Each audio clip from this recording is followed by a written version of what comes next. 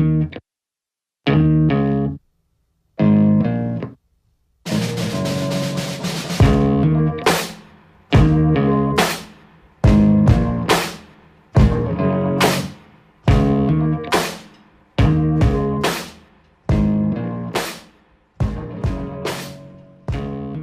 to the Three Little Pigs podcast. I'm Shannon.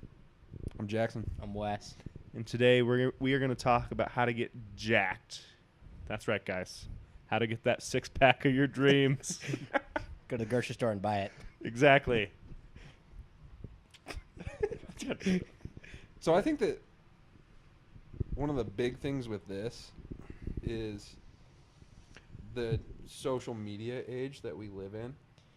There's all of these like models and bodybuilders and all this stuff that you see, and people don't hold that physique necessarily year round.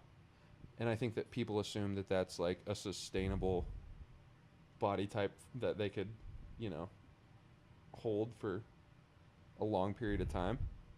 And so I think the first thing with all of this is having realistic goals when it comes to what your physique looks like, but then also knowing that whatever you're training for is going to affect what your physique looks like as well. Yeah, I would agree with Jackson. It's interesting because, as Jackson was saying, people have this perception that the people they follow on Instagram are constantly conditioned, and many of these people take photo shoots and have pictures they post, and they're in the best condition. But in reality, even in bodybuilding, there are designated times throughout the year where they're not in that condition. They're not lean to the point where there's striations and ridiculous amounts of definition. They're holding a higher amount of body fat percentage throughout the majority of the year for a specific reason.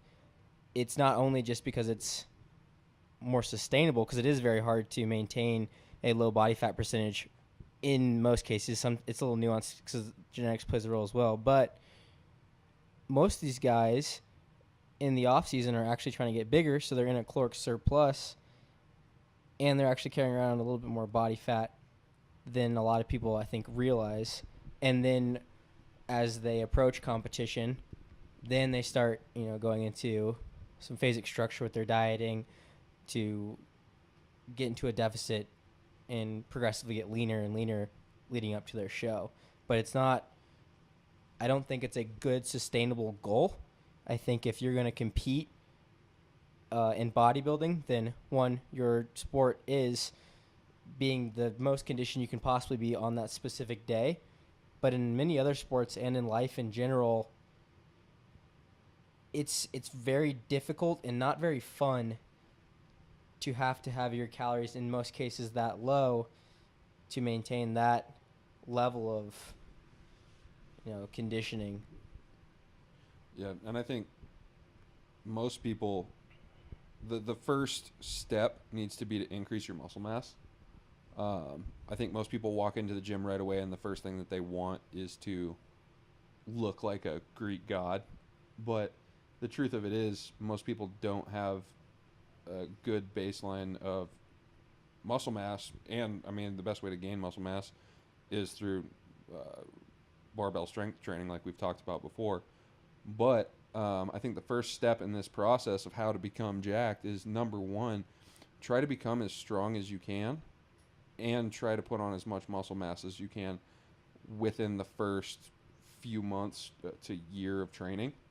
And then we can start talking about physique goals that you have set.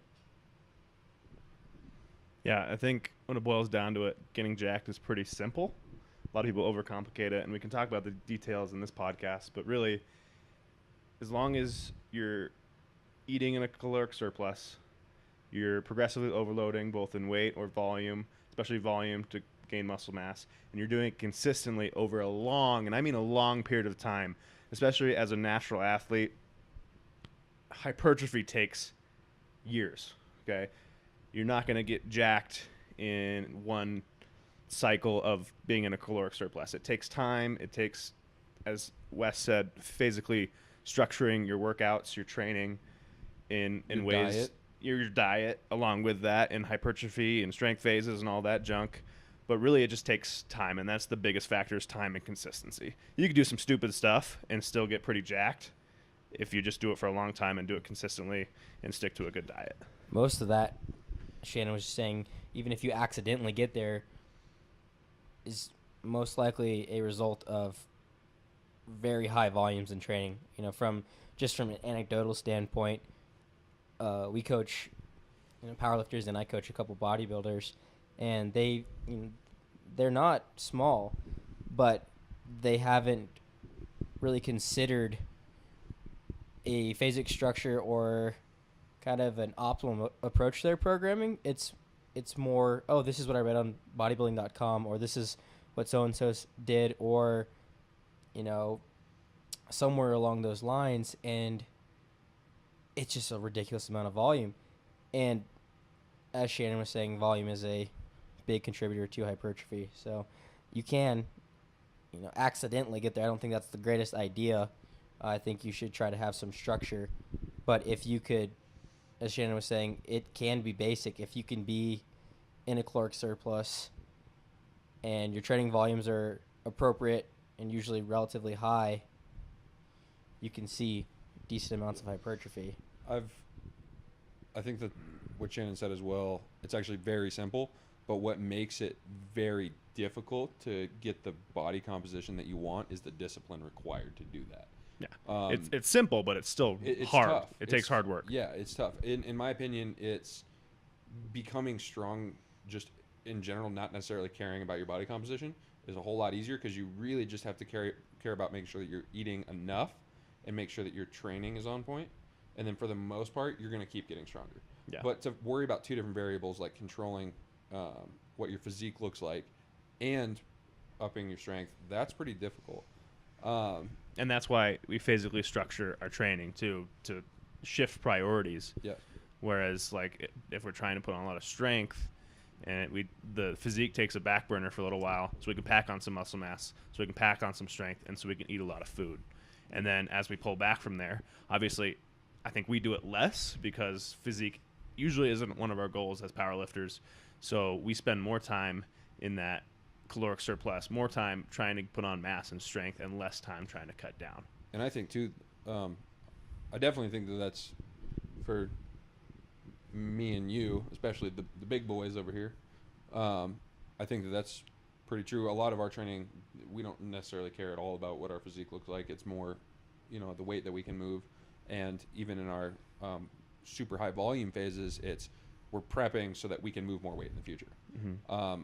Wes trains very similar, except for Wes has shown time and time again that he's able to train and make sure that his training and diet correlate. And I think that he's kind of the expert just from the side that he's been successful with it multiple times, and he does it on a yearly basis where he'll be at a really low body fat percentage and still be strong. Mm-hmm. And then during the winter time, he is like a grizzly bear and bulks back up to whatever you get to, like 230 ish. Yeah. And then that's when you start hitting your really heavy intensities. I think this is where we can kind of bridge into the idea of phasic structure.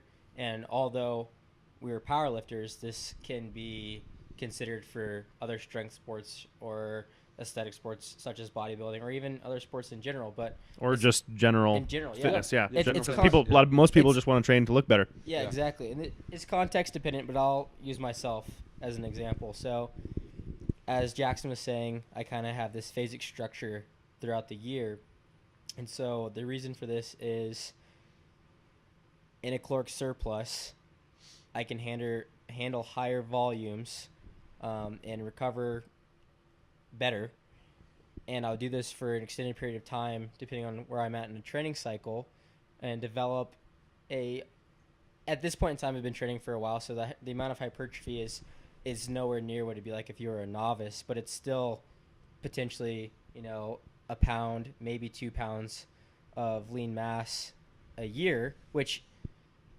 isn't anything ridiculous, but for someone who's been training for a long time, that's pretty helpful. And if you do that for 10 years. And if you do that, and it's longer. not, it's not always, 2 pounds every single year, but it could be a pound, and over time, if this can add up. And so I'll increase calories and increase training volume. And then what I'll do is I'll kind of go through a maintenance phase. So I'll drop calories to a point where I'm no longer in a surplus. So I'm not actively trying to add tissue. I'm not actually trying to add body weight, but I'm just going to maintain that body weight. Maintenance is interesting because maintenance is not always maintenance. Maintenance depends on where you are and where your body fat percentages and your caloric intake and your size is. So, for example, my maintenance when I'm at 230 pounds is much different than my maintenance when I'm at 195 pounds. Maintenance is a moving target. So I think that's what a lot of people forget sometimes is they just say, oh, I'll bump my calories back up to maintenance, and they actually start gaining weight. By definition, that's not maintenance. Maintenance means you maintain that weight.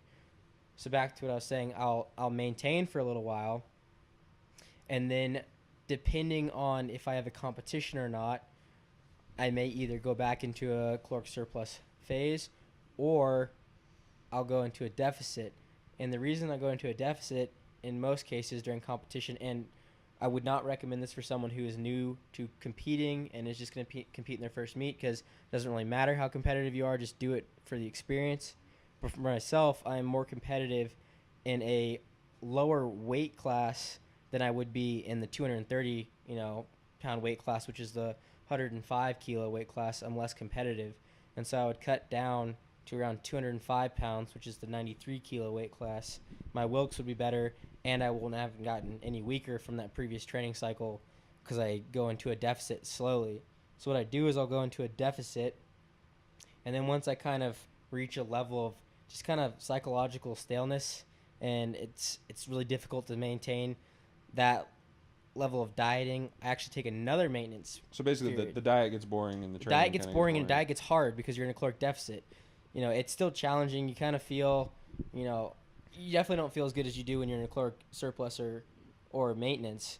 But what I'll do is after, anywhere between 4 to 6 weeks of dieting, I'll go back into a maintenance phase where I just bump them up and I maintain that weight that I'm currently at. Remember, maintenance is a moving target. So it's not the same maintenance that I was at when I was, just maintaining after a caloric surplus. Now my body weight is lower, so my maintenance is also lower. So I'll maintain for usually around 1 to 2 weeks, and it's mostly psychological. It's mostly so I can just kind of chill out and not have to constantly stress about the dieting side of things. And then I'll usually finish that end of that diet with another anywhere between 4 to 6 weeks, depending on how much more I'm trying to lose. And then going into competition again, I'll either maintain or I'll actually go into a slight caloric surplus for like the last week, and I usually feel pretty good. And then I compete, and then it's kind of like a repeat process every single year. So then I'll go back up to around 200 and try to eat until around 220, 230 pounds, do a lot of my training in that area, and then kind of slowly and strategically cut into a more competitive weight class. That way I can, again, be more competitive. And it's nice after a while, even though we do compete in a performance-based sport, once you're, 20% to 23% body fat, you kind of don't like looking at yourself in the mirror anymore. It's like, do I even lift? Do I own a gym? Psychological thing too. Yeah, it's a psychological thing. So I like to be burnt able to all the mirrors in the house and the scales. Yeah. It's nice to be able to go back down to a reasonable body fat percentage, around 15, maybe sub 15, but to the point where you feel decent again, at least looking at yourself. And then I just repeat process. So it's like a yearly thing. Yeah. So I'd like to backpedal for a second for those of you listening who may not be powerlifters and may not be familiar with some of the stuff Wes is saying. And I think we talked about this in the last podcast about nutrition, or one of the last podcasts. But basically, when he says deficit, you just mean, or surplus or maintenance, there's basically 3 phases your body can be in when you're eating. And that can be maintenance, as he's saying, which basically you're eating what you need to maintain your weight, maintain your tissue, maintain your muscle, your fat. When he says deficit, he means he's just eating a little bit less so he can lose some sort of tissue, usually, hopefully, mostly fat. And when he says surplus, he means he was eating a little bit more than he needs to put on a little bit of tissue, hopefully mostly muscle and less fat. I think that what he's saying, and as far as structuring your nutrition, isn't just important for him as a powerlifting athlete, but it's important for everybody, because when you diet all the time, and most of my clients, they're always talking about being on the next diet, or I've been doing this diet for years. Things become stale. You talk about staleness in your training, and also your body adapts to what you're doing. So you need these phases to kind of resensitize your body, and also a break, as he said, psychologically. Yeah. So, for example, Wes, why wouldn't you just be in a slight surplus for the rest of your life? Why isn't that optimal? Well, one, when you're in a surplus, obviously the goal is we want to put on muscle, but when you're in a surplus, you're also putting on fat. And so if I was continuously in a surplus, I would keep getting heavier and heavier and heavier and heavier. And one, for performance side of things, I don't think that my strength gains would be anywhere near the level of competitiveness at an even greater body weight than I am at a more moderate body weight, around like 200 pounds. So basically, as I keep gaining weight, it may not be worth the extra weight that I'm gaining. It might not actually be helping me. It might be doing more harm than good. It actually might make me less competitive at heavier weight classes. Two, I also don't like the idea of having to continuously get bigger and bigger and bigger and bigger to a point where you're starting to rock mid-20s to 30% body fat. For health reasons, I don't encourage that. Also, for running a gym as a business, I think that would affect business. If you're trying to preach, we're trying to preach performance and strength training, but we also have a majority of our clientele are just the general public who want to lose weight and get stronger. And if I'm sweating, talking to them out of breath, looking like a fat turd, that might affect business. So I don't want to do it for myself. I wouldn't be as competitive, and I don't want it to affect business. So take yourself out of your shoes and talk about why isn't it optimal, say, for somebody who's just starting to lift weights. Say a guy, he's in college, he wants to put on some muscle mass, he wants to get strong. Why don't you think it's optimal to be in maybe a slight surplus, a small surplus, for a long period of time? Well, I think, like you said, this is kind of context dependent now, because if it's a guy who's just starting to lift, let's say he's littler and wants to gain weight, I would suggest him being in a surplus. And this surplus would last for a substantial amount of time, but also you eventually get to the point where, again, going back to my situation, where you're in a surplus and you're either adding additional tissue that's not needed and it's not muscle. It's you keep adding weight, and a good percentage is also fat. And then like we were talking about, once you get to the point where you're really, really fat, you're probably gonna have to dial it back quite a bit, and so you're gonna have to manipulate your calories to lose weight. And so unfortunately, you can't just keep increasing calories all the time and only gain muscle. If that was the case, everyone would be doing it. So you get to a point where just increasing calories all the time, and you're obviously no longer just you're no longer you're putting on additional tissue that's not needed to help you, meaning the additional tissue would be fat, adipose tissue. You're just consistently getting bigger, but it's not the reason, you know what I mean? It's not the end goal, the desired effect, which would be muscle. You've kind of surpassed that, and now you're just putting on additional weight that's not needed. And so I would suggest that's why you need to be smart. And that's why I have kind of landmarks where I'll start manipulating my calories. But usually when I'm around, 220, 230, maybe even a little bit above 230 sometimes, is a good point in time where it's like, okay, I'm around a little bit above 20% body fat, maybe closer to like 22, 23% body fat. I'm feeling good.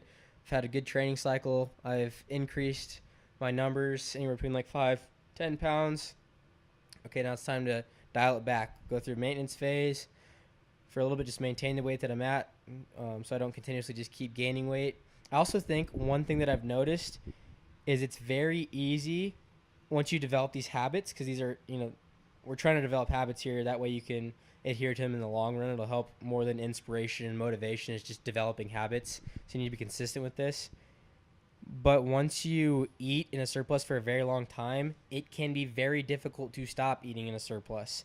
And so you see this. Exhibit A and B over here. You see this. I see this a lot. And it's not always the case, but a lot from guys who are now in their 30s or 40s who were ridiculously good athletes in high school and college and were able to eat in a surplus because they were doing so much. They were burning so many calories playing their sport and training, and they maintained that same lifestyle and then are just sloppy fat. And they had struggle it's very difficult. Or you mean they can't maintain that same lifestyle? And They can't, exactly. They can't maintain, they no longer maintain that lifestyle, so they've taken out the physical activity, exercise, and training, but they kept their diet the same. They kept their nutrition the same, and they got sloppy fat. And again, at the end of the day, this is a numbers game. And so it becomes very challenging to break that habit, from a general population standpoint. If you're trying to just lose weight, it's hard at first. That's why many diets, don't work. It's hard to adhere to diets, and that's why we're doing our best to try to figure out, what will allow you to comply to a diet. But yeah, that's to answer Shannon's question. It's very difficult to break that habit once you've developed it for a very long time. There's nothing less impressive than like an ex-football player who still eats like he's a football player. Yeah. Because they just get huge. Yeah. And then they talk about their glory days of football. Yeah. But And I would say this too, just for general population.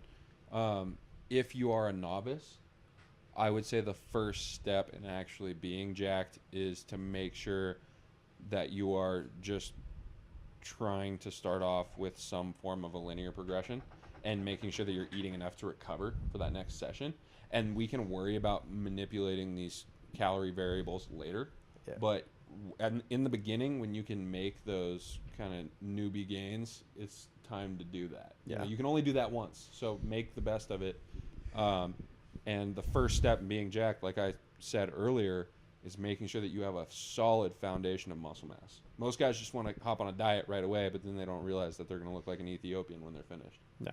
So I think we've covered the nutrition side of this pretty well.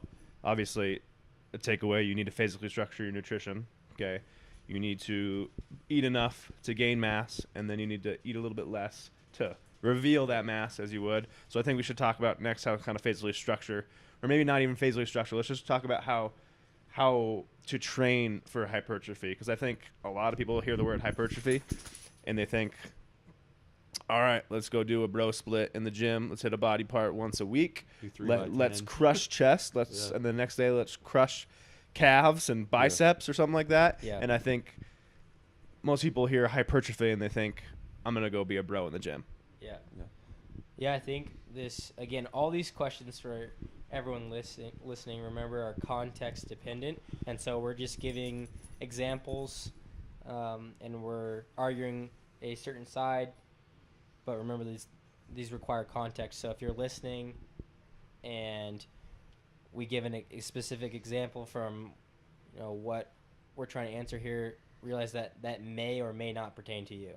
So just try to critically think. And so hypertrophy is growth. That's what hypertrophy means, growth.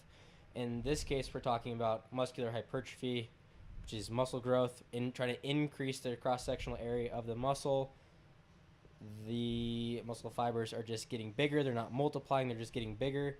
And so what we found from the literature is hypertrophy is strongly correlated with volume. So volume being, and this is where it kind of gets a little nuanced, but volume is either calculated as sets times reps or sets times reps times load.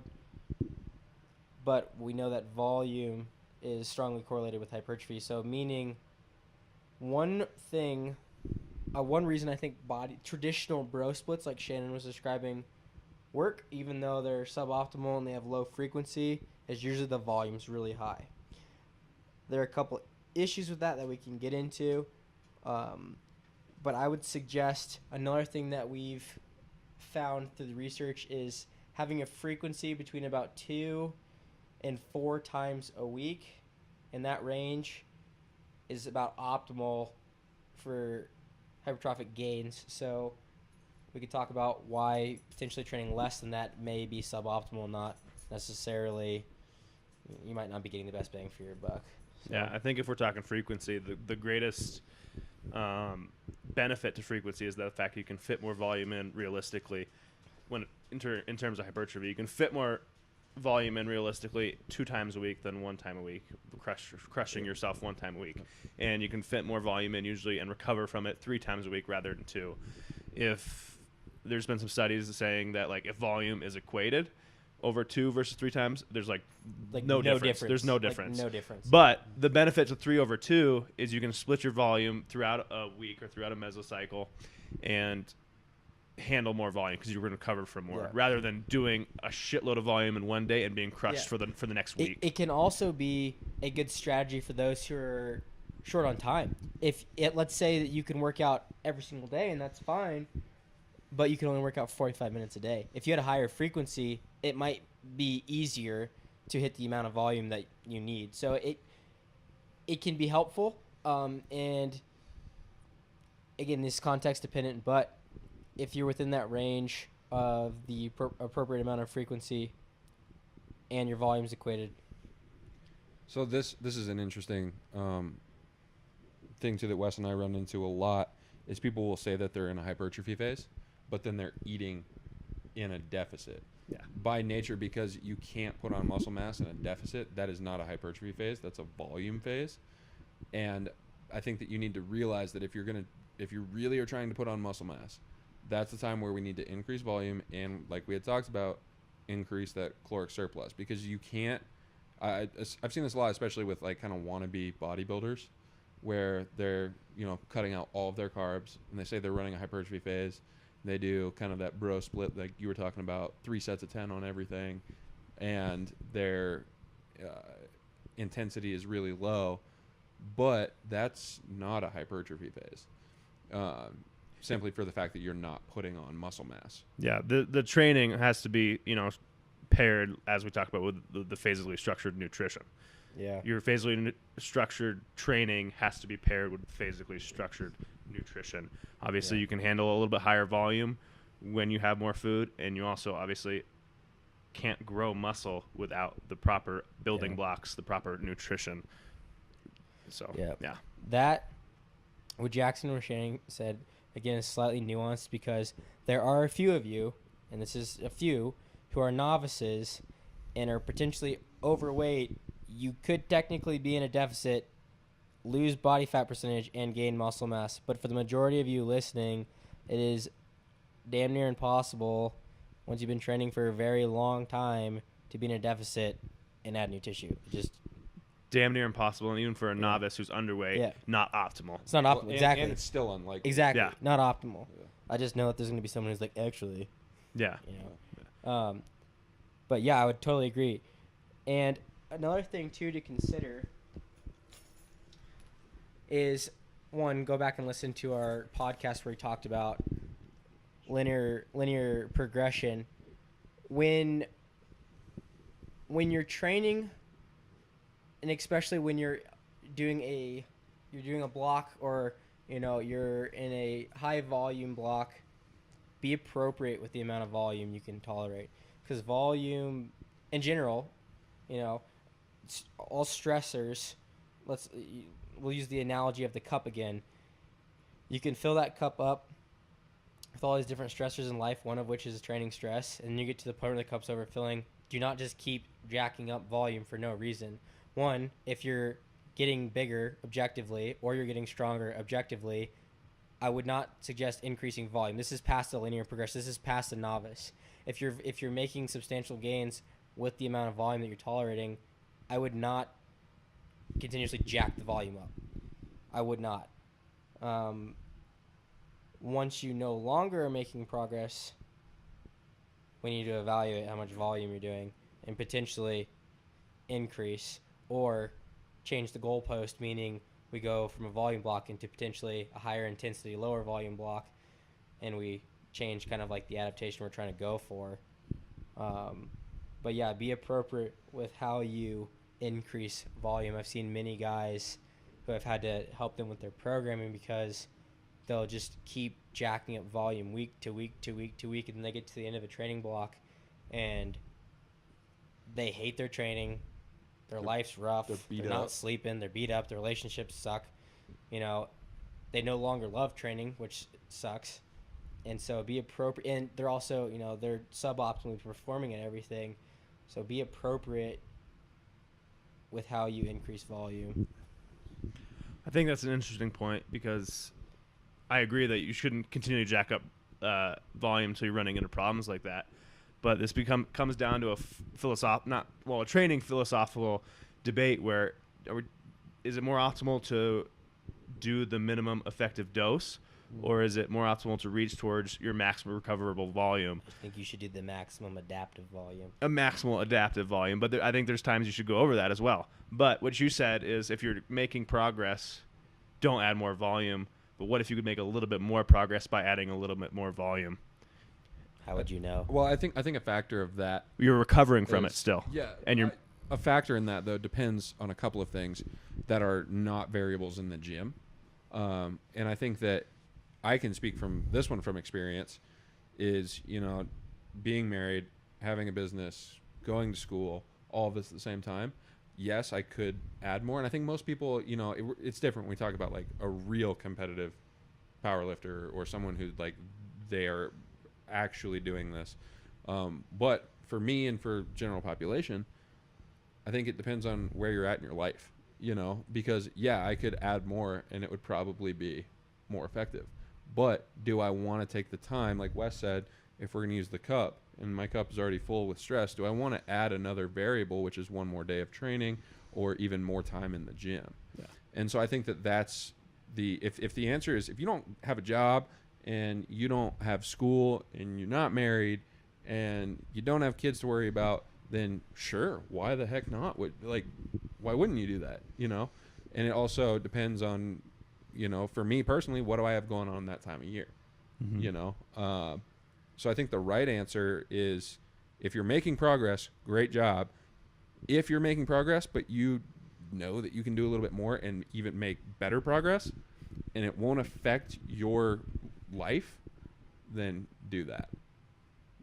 That's from just a practical standpoint. I think that would be my answer to that. Yeah, for sure. And that's what I was talking about is if the training isn't being affected by other parts of your life and other parts of your life aren't being affected by training, then there's nothing wrong with working a little bit harder if you can recover from it. And like you said, there's no way you can know that you're getting a little bit better from it, but there's no way you can know that you can't get better from with a little more volume. And I think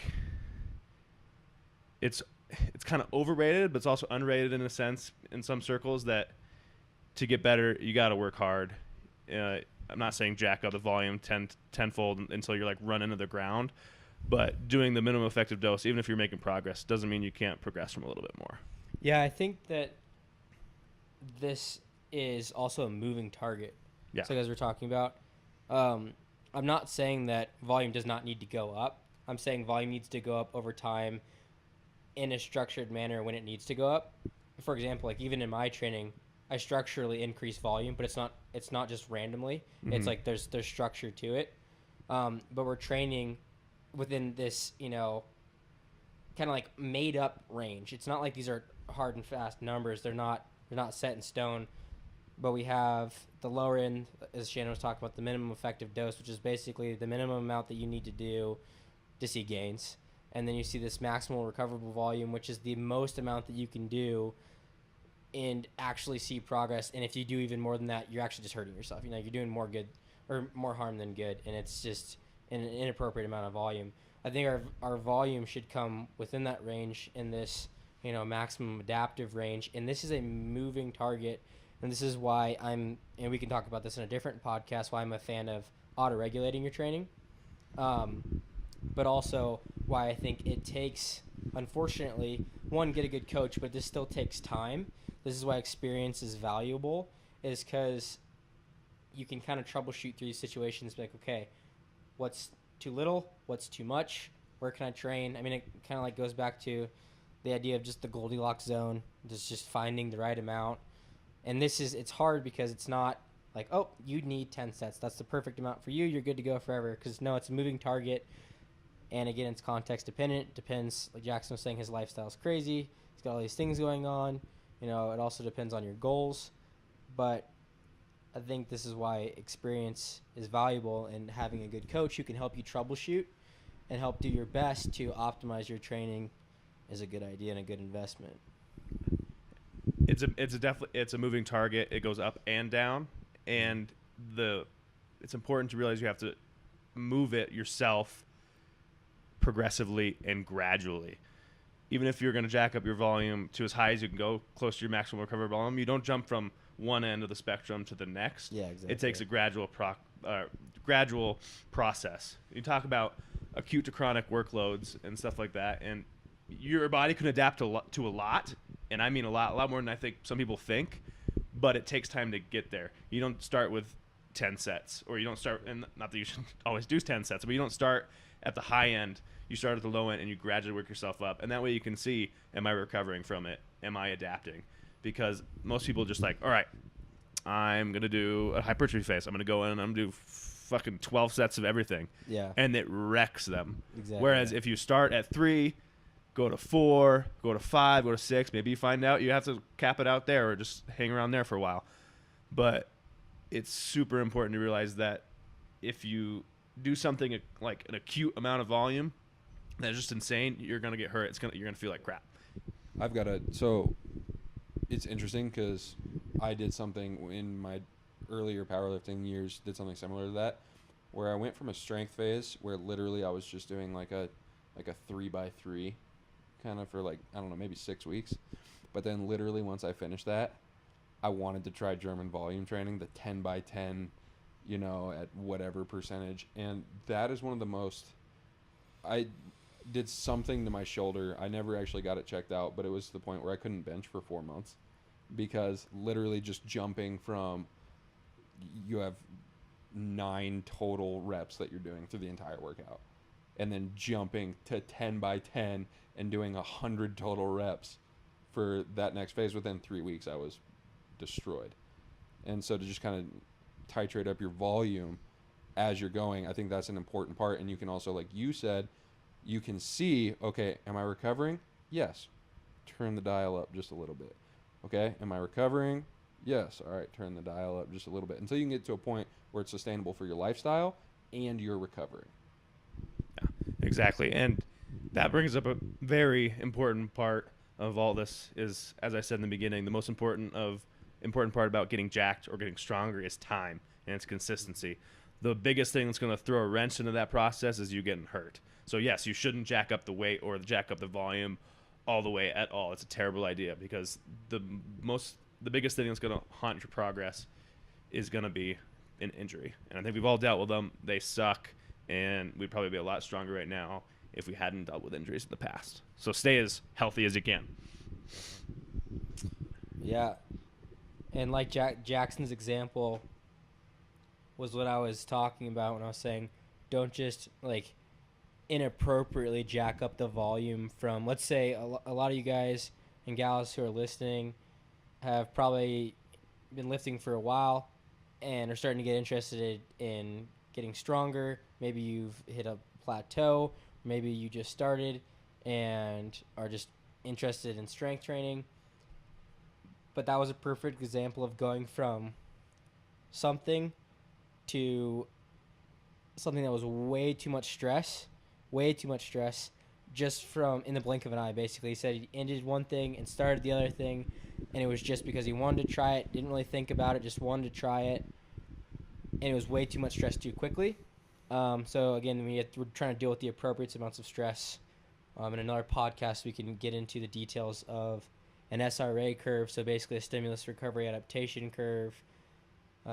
Real quick, you need to have a stimulus, you need to recover from that stimulus, and then you adapt to that stimulus, and then the stimulus has to go up in a certain amount. It has to be appropriate, but you repeat this cycle, and the cycle will lengthen as you go through your training career. But basically, the stress needs to be appropriate, as we keep talking about, and we're dealing within ranges where you're trying to do anywhere between the least and most that you can do, and you're trying to regulate as you go through to optimize your training. I think this is a good time to mention that this is why copying people's programs or like athletes is a terrible idea. Yeah. Especially if they're advanced. Especially if they're advanced. Or Yeah. some people can just handle insane amounts of volume and be fine and recover and adapt from it.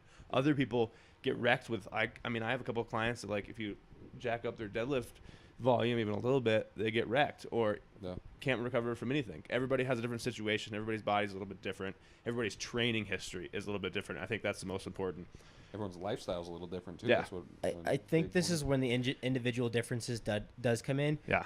It's almost hyped up now in the personal training game because people want to be like, oh, I need the program individualized for me. It's like, yes, that is true, but I think sometimes it's blown out of the water, being like, oh, I'm so individual. I can't squat or deadlift or bench because it's not right for me. It's like, You're not well, a snowflake. It's like you're not a special snowflake. But when it comes to frequency, volume, and your programming, there are going to be slight, subtleties that could make a huge role or a huge difference in your training. Like Shannon was saying, some people can handle high amounts of volume, and some people train lower volumes, and it's fine. And that's, again, where I think it's a good idea to invest in a good coach. Yeah, who can help. and when people copy people's programs, they just copy a snippet of it. Yeah. They don't see the training history that followed that either after or before, because if somebody were to hop on Jesse Norris's program right off the bat, you don't know what he did a year ago to get to that volume, or even where he's at in his yearly training cycle. Exactly.